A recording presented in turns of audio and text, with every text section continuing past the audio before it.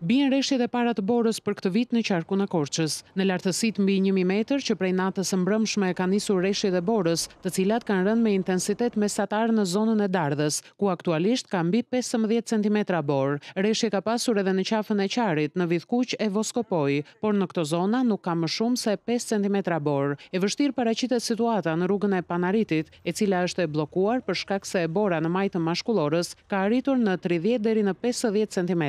Prej orëve para të mëngjesit në terren janë mjetet borë pastruese, të cilat kanë kryer pastrimin dhe kriposjen e akseve për të siguruar qarkullimin normal të mjeteve. Aktualisht vazhdojnë rreshtet e borës në Dardhën Vospoj.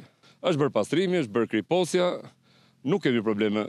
Pjesë e Qarit është i pastruar, të gjitha akset janë në të qarkullueshme normal. Në të gjithë qarkun e Korçës janë 27 mjete borë pastruese, ndërsa vetëm në rrugën e Dardhës punojnë 3 të tilla. Kjo e diel ka pasur një fluks të lartë të vizitorëve në këtë zonë, të cilët kanë shfrytzuar borën për të kaluar një ditë ndryshe. Jemi nga Elbasani, kemi ardhur me familjen për një drekë këtu në Dardhë.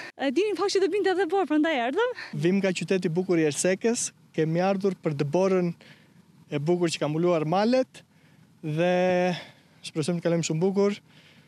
Të shijojmë Dardhën, pistën, gjithçka. Rruga ishte shumë e mirë, punimet vazhdojnë, borë pastrueset po, gjithçka okay. Autoritetet këshillojnë drejtuesit e mjeteve që të jenë të pajisur me goma dimërore për të mos hasur probleme gjatë qarkullimit në akset malore të qarkut të Korçës. Kjo situatë e ditës së sotme ka sjellë edhe probleme me energjinë elektrike në fshatrat e njësisë administrative Vidhkuq në Korçë, ndërsa mësohet se grupet e OSHE-s janë në terren për të riparuar defektet.